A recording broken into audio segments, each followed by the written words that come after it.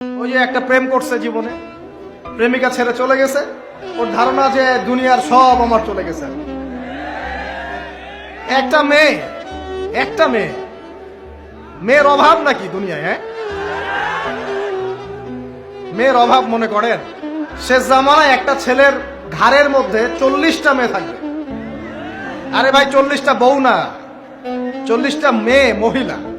মানে আপনার ঘাড়ে থাকবে আপনার স্ত্রী, আপনার কন্যা, আপনার মা, আপনার বোন, আপনার শাশুড়ি, আপনার খালা, সব আপনার ঘাড়ে।